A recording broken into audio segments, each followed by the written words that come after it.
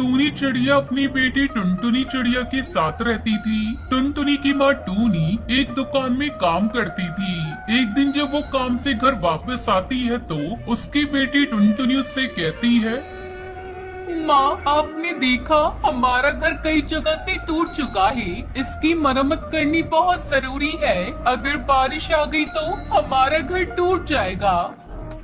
मैं क्या करूं बेटा, मैं तो दिन भर काम में व्यस्त रहती हूँ। इस तरफ तो मेरा ध्यान ही नहीं गया। मैं कल ही मालिक से कुछ रुपए उधार मांग कर लाऊंगी और घर की मरम्मत करवाऊंगी। तो चिंता मत कर मेरी बेटी, तू अपनी पढ़ाई पर ध्यान दे।